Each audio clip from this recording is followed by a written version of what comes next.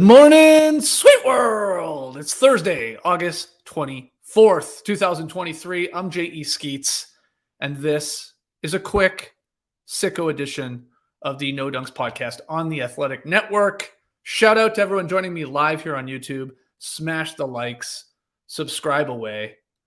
Why am I here? Because I was at the car dealership this morning doing a classic service, a little tune-up. Change that oil, check my tires. And I'm sitting there because I always hope it's going to take 20 minutes, but of course it takes 2 hours. And I'm like, oh man, we got the FIBA World Cup starting tomorrow. Man, I'm pumped for this. Man, I should do a little preview podcast. So why not? That's why we're here. A little later than normal on a Thursday. We got the 2023 FIBA World Cup tipping on Friday. Tomorrow morning, very early. 32 teams playing in the Philippines, Indonesia, and Japan. So why not do a little preview? You know what? This is for me, not even for you, the viewers or listeners. We got the defending champs. We got Spain. They're a favorite. Australia, deep team. They looked pretty damn good in recent international tournaments. France, always a tough out. And then Team USA looking to reclaim a gold after a very disappointing 7th place finish in 2019. But I wanted to go through like sort of the basics when it comes to the World Cup, because honestly, I'm not sure how many people really know how this all goes down. So it's a one-man show.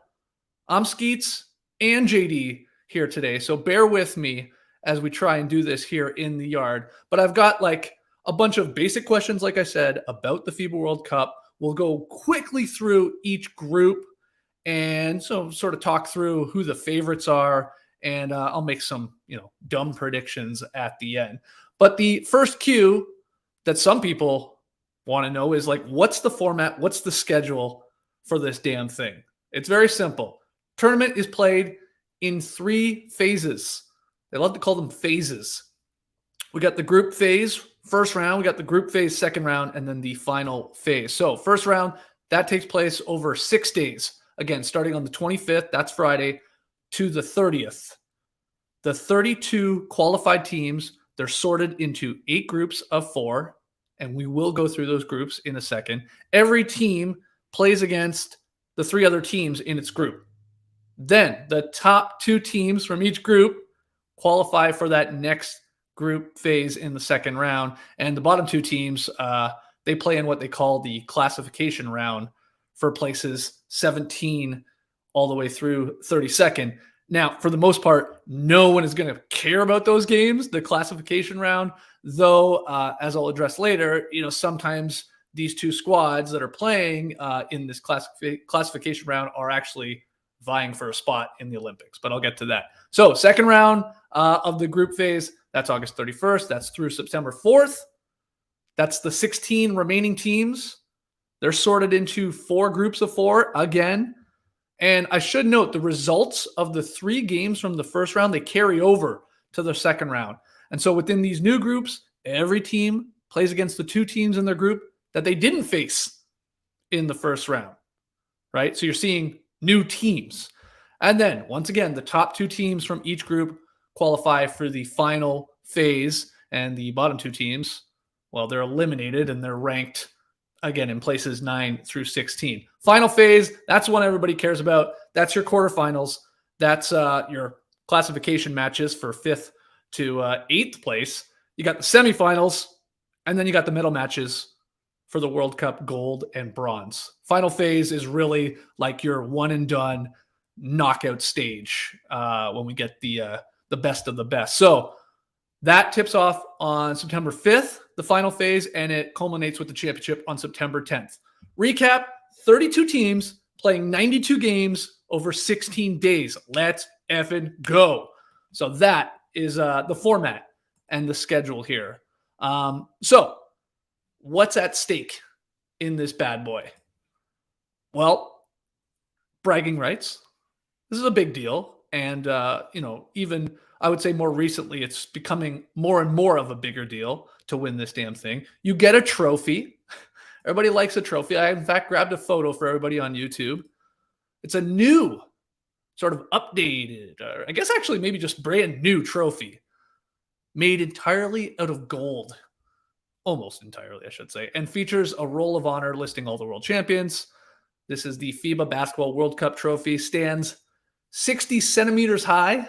That's close to 2 feet, baby, for you Americans out there. And apparently that 60 centimeters, that, ballpark 23, 24 inches, it ranks among the tallest sports trophies in the world. Now, I believe the Stanley Cup is laughing at the size of this, but I guess it is one of the taller ones when you take a peek at it there.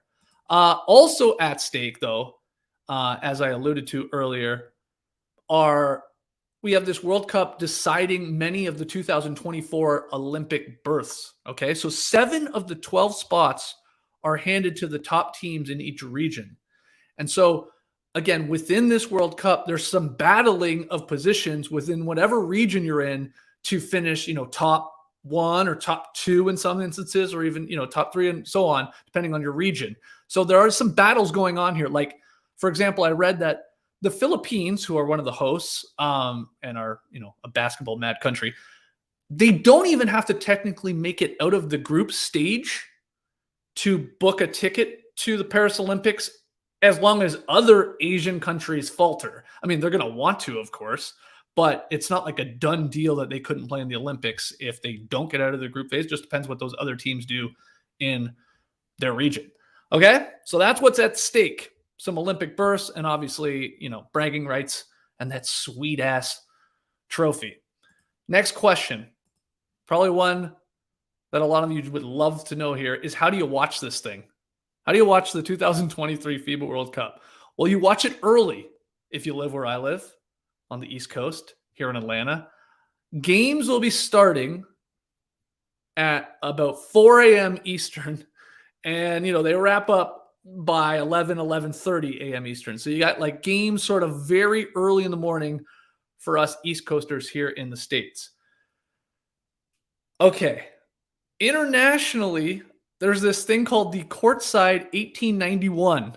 It's a website, and you can get like a FIBA World Cup pass, which enables you access to all the games from this thing live and on demand. So you can pay for that. I forget what it is off the top of my head. Is it 10, 15 bucks? But all of the games are available via this Courtside FIBA World Cup pass, which is the dumbest named thing I've ever heard. Courtside 1891. Okay. Anyway, you can purchase it on NBA.com if you want. Now, for fans watching in the US, games are also available on ESPN platforms, including ESPN2 and ESPN Plus. 6 games, are going to air exclusively on ESPN2, including 3 in the first round with Team USA. And then all the other games are going to be carried by ESPN Plus. But you sort of got to have this ESPN package or ESPN Plus or whatever to watch a lot of the American games, or all the other ones, I guess. Now I'll slip this in here. We will be on playback for hopefully a lot of these games. Most notably the Canadian games and the American games. There's a couple other ones in here I'm showing a board right now. We've showed this to you guys on a previous No Dunks podcast. But we'll be watching together on playback. This is a really fun service that we've been doing for, NBA games last season, some playoff games. I did an old, what did I do? I did like a 2001 Raptors Sixers game. But playback.tv/no dunks. You can actually watch the games with us if you are subscribed to said service. In this case, it'll be probably like ESPN Plus or ESPN.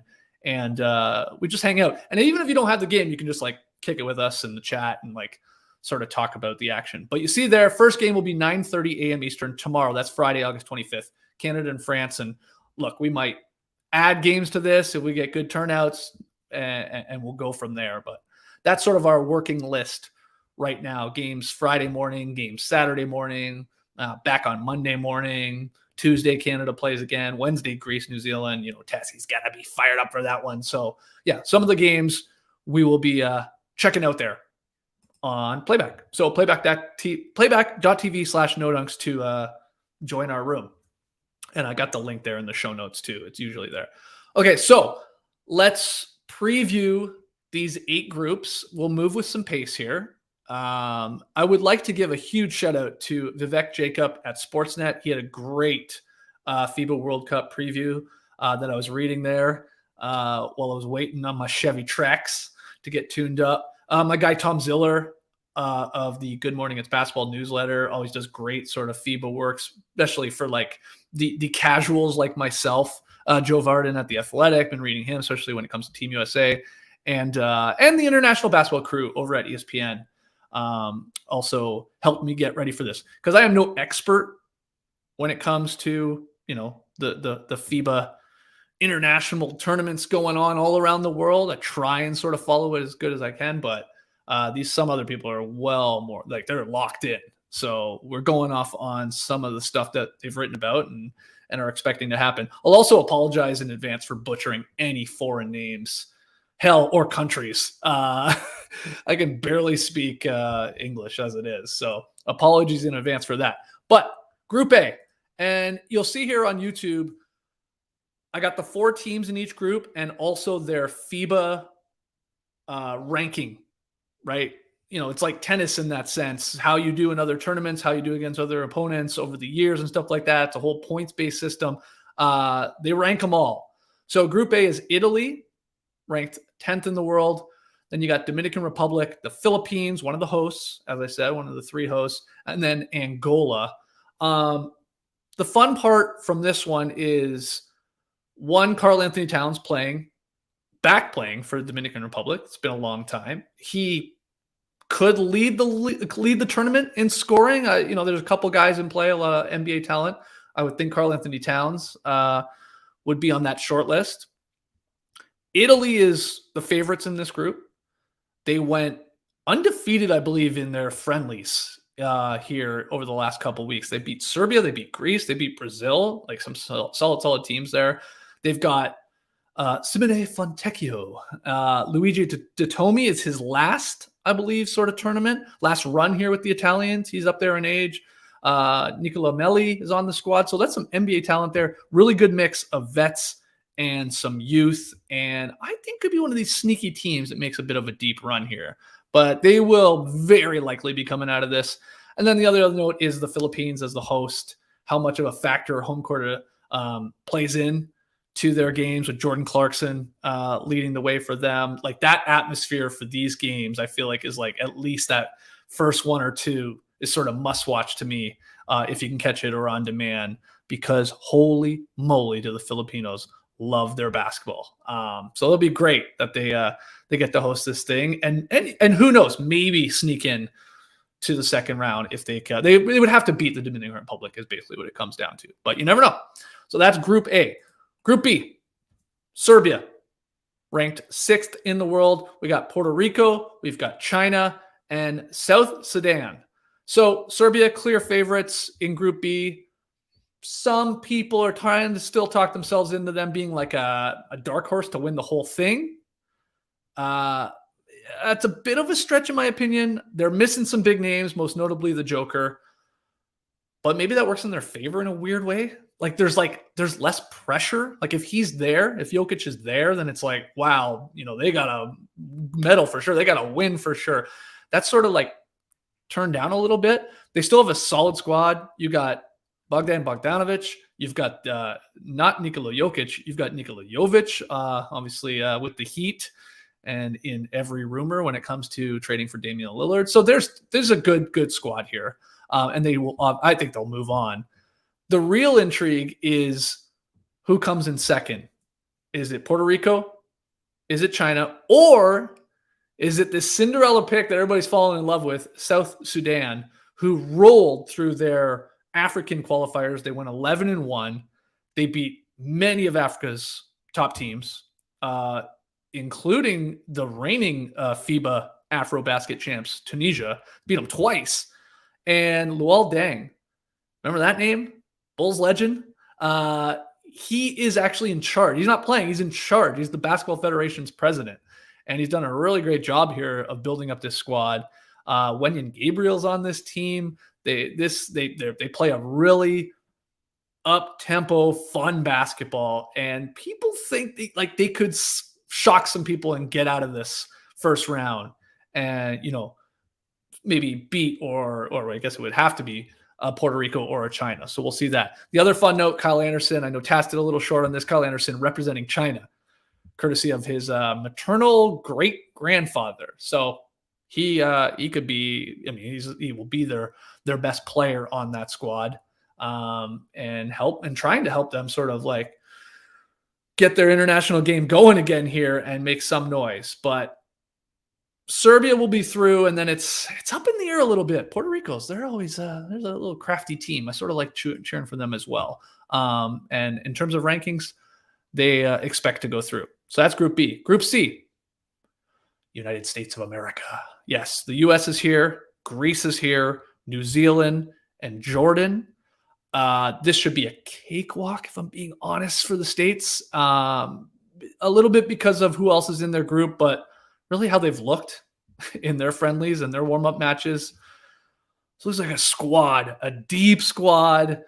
You know, there were some close games, some close moments, but they had their closers. Kerr seems to have figured out who his lineup is, who's going to finish games, and Anthony Edwards in a lot of these games has taken the next step. Jalen Brunson is a rock. Jaren Jackson Jr.'s defense might decide the whole tournament, I saw, according to Ziller. And I love Halliburton and Reeves coming off the bench. I mean, that is a fun 1-2 combo, and just how they get up and down. So they're going to go through here. I mean, like, there's no doubt. Greece, they're interesting because there's no Giannis. He's sitting this one out to recover from, the left knee sort of cleanup surgery. So he will not be there. They still have a good team, though.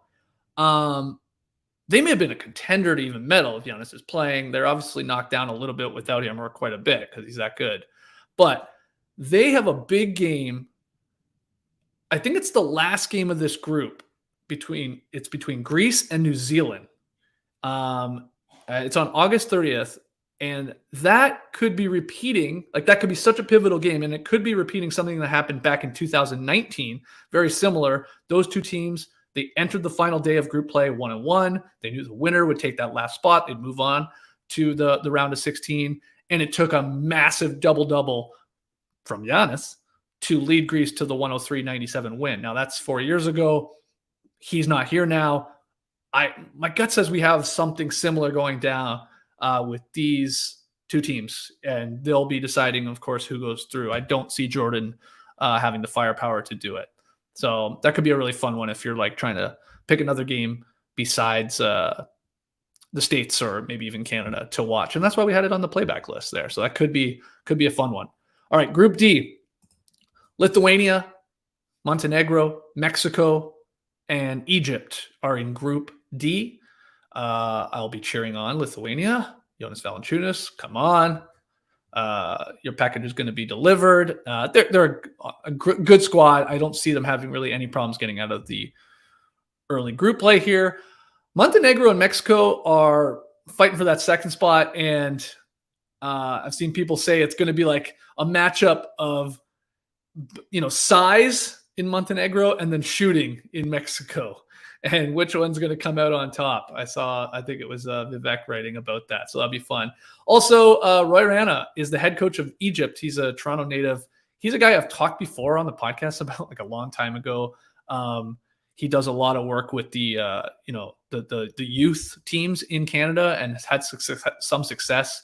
And he's been on some coaching staff. I believe he was on the Kings as an assistant. Anyway, I think one day he'll be an NBA head coach, and he's trying to get Egypt to their first win in like 30 years in this tournament. So, if they win one game, that's like a huge step. It's going to be tough, but it'll be fun for Canadians to keep an eye on how he does with that squad. All right, Group E, Australia, the Boomers, baby, Germany, Finland, and Japan. People are saying this one is the group of death. I think it's Group E, or I think it's Group H.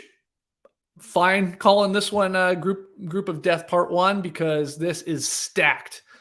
Australia is going to be my favorite to come out of this one. They have plenty of NBA talent. There's Josh Giddey, Patty Mills, Joe Ingles, Matisse Thybulle, Dyson Daniels, Dante Exum, Josh Green, though I know he picked up an ankle injury. I don't know what his status is here, but there's a lot of obviously good, strong players. They've done well. They seem to just sort of get better and better in these tournaments. And I think they have they'll almost be disappointed if they don't medal. They might be disappointed with a bronze at this point. They're that good. Germany, I saw a lot of their warm-up games because they played Canada twice, and I was impressed. They were extremely competitive against the Canadians. They beat them the first game. They lost in overtime the second game. It took RJ Barrett sort of going ham. They've got new Raptors point guard Dennis Schroeder. They got both Wagner brothers, one of them with a mustache and Mo, Daniel Tice. They're just they play like I would imagine a German squad would play. They don't sort of beat themselves, and I think they're really good. And then Finland, they're led by Lauri Markkanen. He was awesome with his national team last year. He takes that into his sort of break at NBA season, becoming an all-star and all that with Utah. These are, this group play, there's a couple chances. You could lose one and still make your way through, but a lot of times, you can't. And who's to say Lauri Markkanen doesn't have a monster game against the Germans or Australians or whatever, and maybe they do sneak in there. Those three teams, along with Japan as one of the hosts, and we got another former Raptor in Yuta Watanabe. This is a very stacked group. Group E would be one to keep your eye on.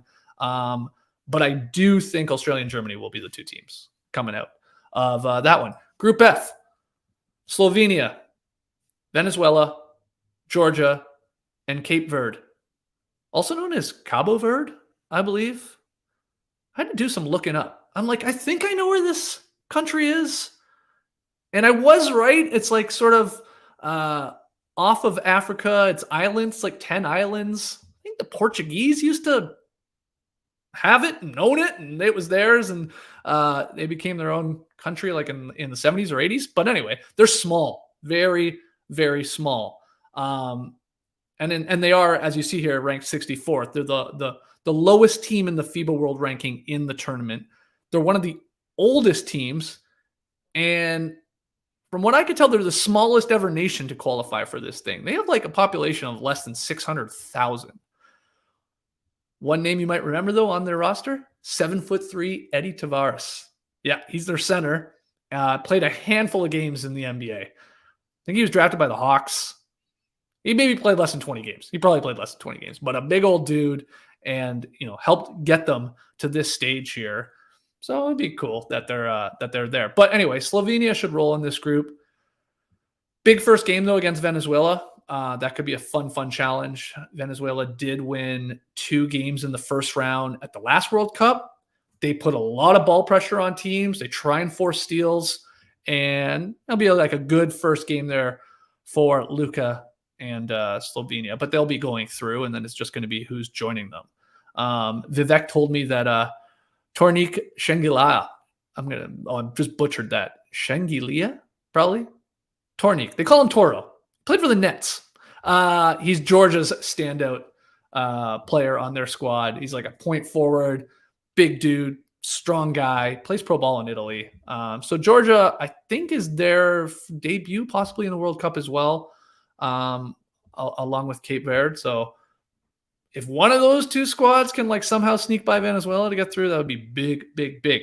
All right, 2 left. Group G, Spain, the number 1 ranked team in the world, the defending champs.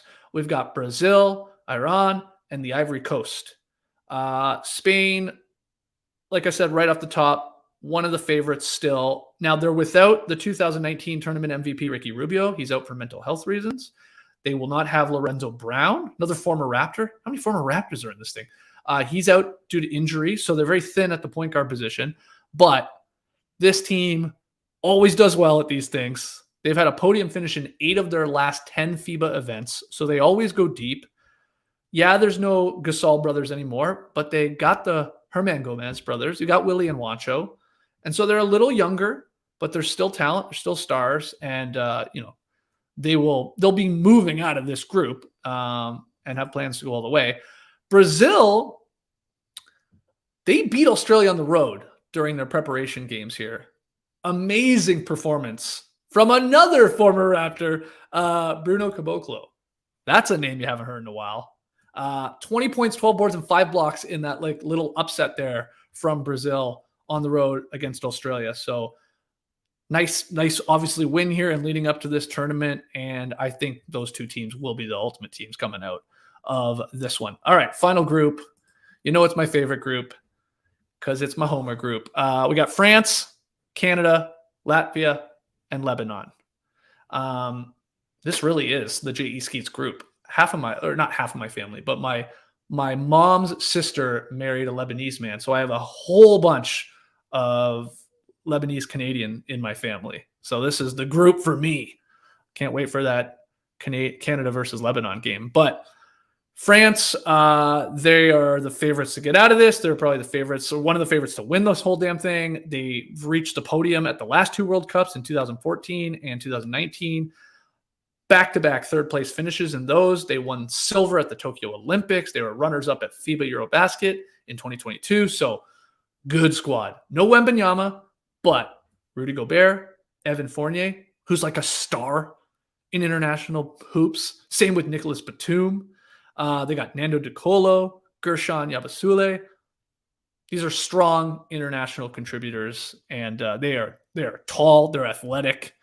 They put up some ball pressure because you've got Rudy behind you with the rim protection. So they know how, they have an identity. They've been here before, and they want to win this damn thing. And with the Paris Olympics right around the corner as the host, they're already in. So there's no real pressure like they got to finish in this and this. But don't be surprised for a very deep run from them.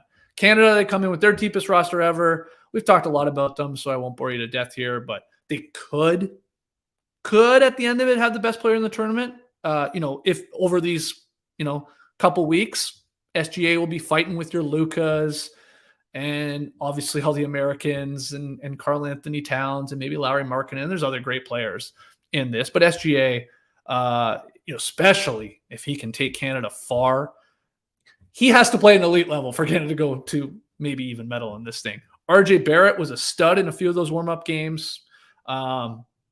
Knicks fans had to have been excited in seeing some of those highlights. I don't know if the international teams haven't figured out that he's left-handed, but he is going left. So try and take it away. But he looked great. Kelly Olynyk, he always plays well in FIBA. It's like suited for him the way he plays.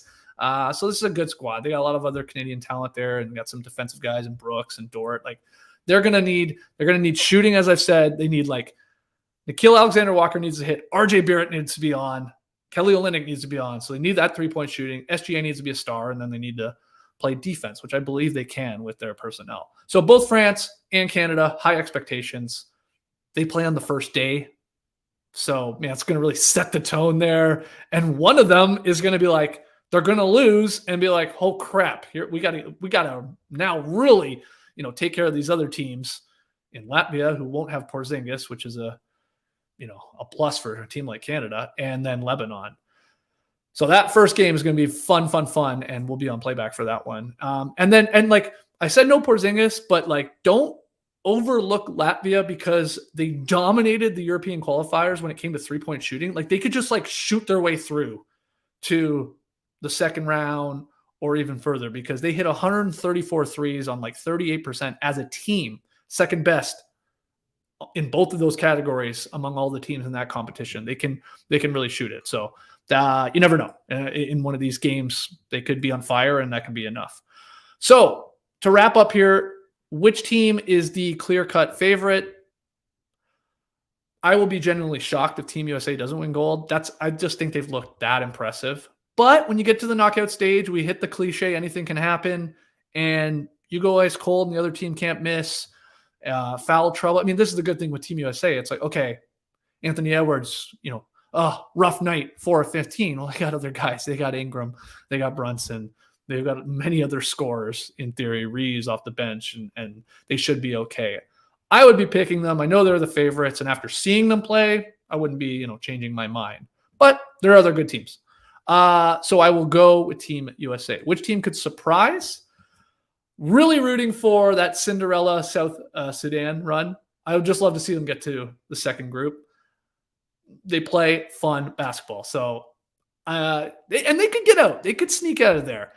Germany, I think in the grand scheme of things, get overlooked a little bit in international play, but NBA talent, EuroLeague talent, nice combination too of the vets and youth, and that seems to be a good recipe in tournaments like this.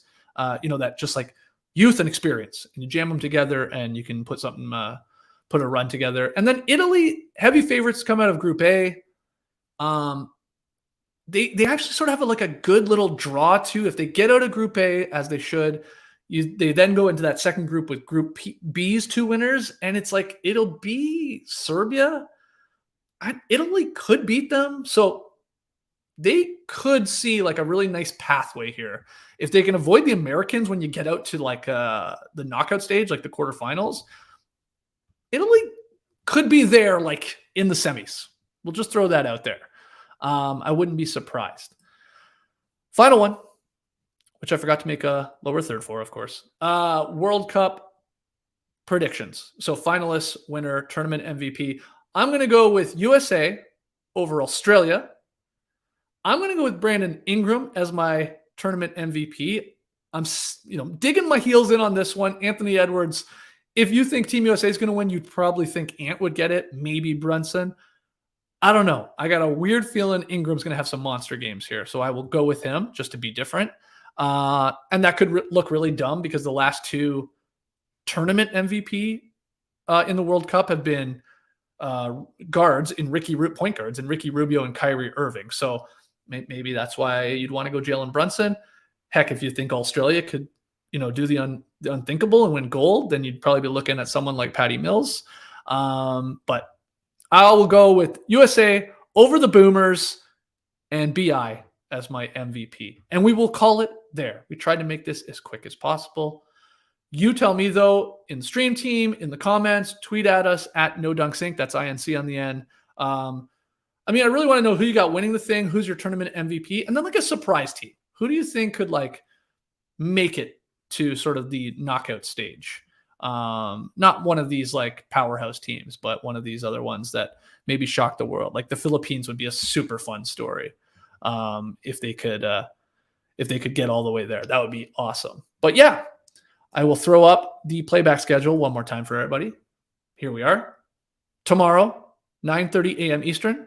That link is in the show notes. Join the room, and we'll be live there. I know Tassie will be there. I'm not sure about my guy TK, but I'll be there. I'll be rocking my Canadian SGA jersey, hoping they can take down Les Bleus. We'll see. This could be a monster game. But then there's some other ones there as well. Okay, guys.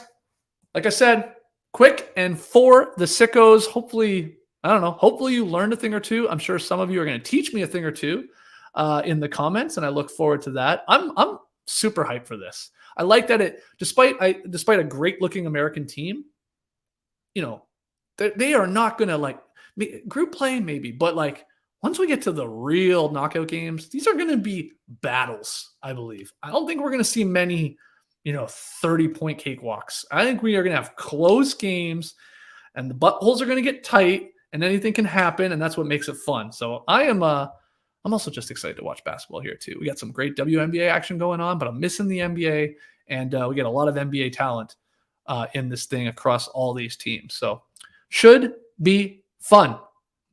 Guys, smash the like button. Subscribe to No Dunks. I told you we hit 83,000 subs the other day. We just blew through that. I wasn't even exaggerating that we're almost getting closer to 84,000. Okay, I was slightly exaggerating, but tell your friends, make sure they subscribe. And if you are a podcast listener, even if you don't watch us, just jump over, subscribe, and then just forget about it. Just leave it and enjoy us in the old cans. I think that's it, guys. We will see you tomorrow morning on Playback. We might do some shows too, some actual podcasts in recapping some of the games. We'll see how they go. We'll see what people are talking about. Otherwise, in the NBA world, oh my God, we got people talking about, the Knicks suing the Raptors, and you won't believe this, the Damian Lillard trade.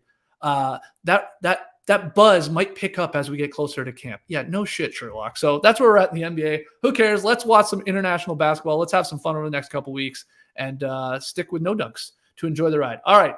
Should I give you a Clipper Bros? Yeah, why not? You heard it here first. Have a great time. Turn up. Love you guys. Awesome. All right, guys. Embrace the day, people. You could stay